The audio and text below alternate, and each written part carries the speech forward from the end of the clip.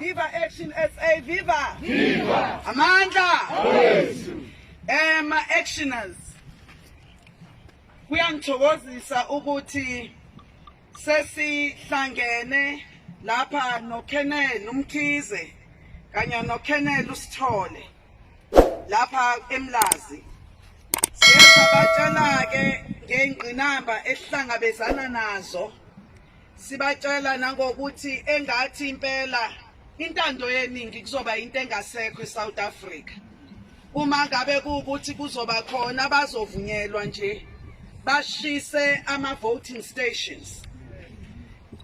Sibe sazi ukuthi inkohlakalo idle lubi, inkohlakalo isithathe impilo zabantu, yathatha impilo zamakhansela lapha eMlazi. Kanti futhi asikwazi ukuthi singahlala nje thina njengo-Action SA sisonga izandla omunye wethu ekhunyulwa iskipa sidatshulwe, ngoba lokho kusho ukuthi ke lento ekuthiwa i-political tolerance ayisekho.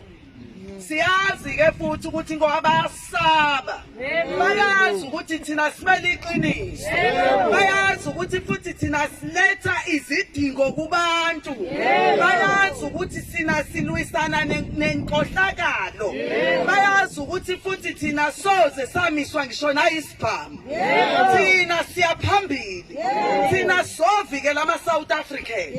Ama-South Africans asedayiswe yilo hulumeni, wavula amabhoda wathi ngenani bantu bokuhamba, labo bantu nabo benohulumeni babo.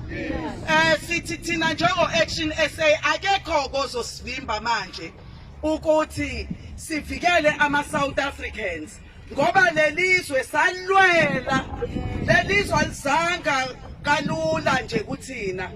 Uyabona thina njengama-South Africans sisenendaba enkulu, ngoba phela kusene-Land Act yango-1913, kune-Land Act yango-1936, kune-Bantu Administration Act yango-1927, kune-Bantu Education Act yango-1953.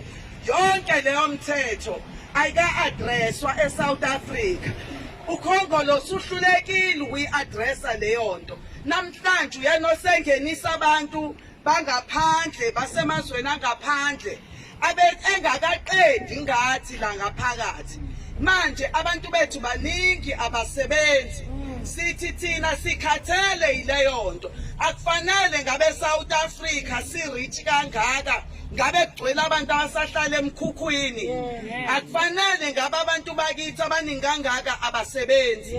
Sithi sasikhatheleke yilento, sithi leli theku leli solithatha, bayathanda abathandi, siyalithatha itheku, siyalithatha itheku, siyalithatha. Mamelani-ke, okungijabulisayo ikona okokuthi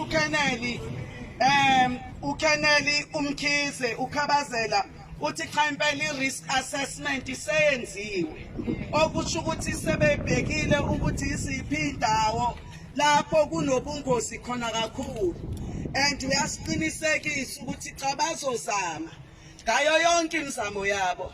Kodwa kungithusa kakhulu kokungiphatha nakabuhlungu okokuthi njengoba bela kwabona baya-acta, baphuma kwezinye iy'teshi, kudliwa imali la, amaphoyisa waqashwa. Kusho ukuthi kuthiwa sife thina ngoba bawaqashi nawo amaphoyisa. Yile nto-ke bangela ukuthi uKhongolose singamfuni. uKhongolose sasimthanda, kodwa usiphendukele esifini njengotshwala. Yingakho sithi siyamkhipha-ke manje, sifuna ukungena phakathi. Sizoqala la kumasipala weTheku la KwaZulu Natal, simtshengise uKhongolose ukuthi lento ayenze kuthina angeke size sivume, ngoba wasifundisa ukuthi asiwasukumele siwalelwe amalungelo ethu. Akavumeki ukuthi induku izoshaya yena manje, ngoba useyabheka.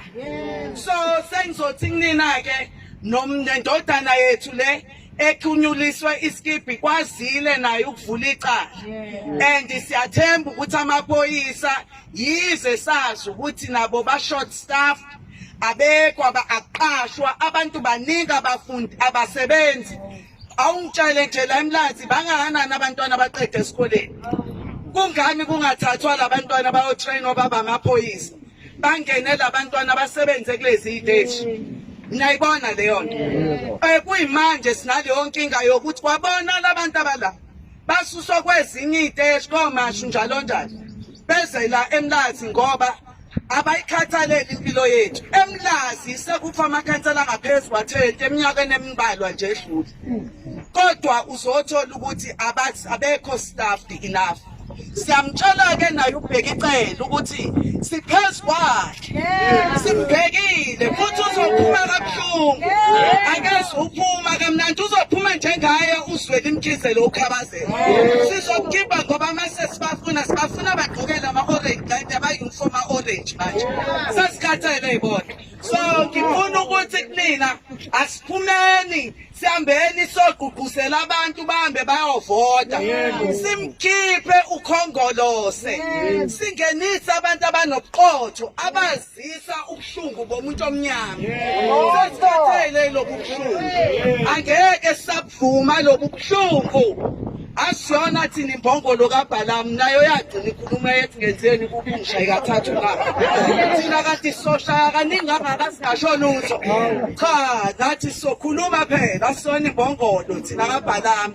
Sinama feelings, siyakuzwa ubuhlungu. Futhi thina ke abantu besifazane sinayintseka.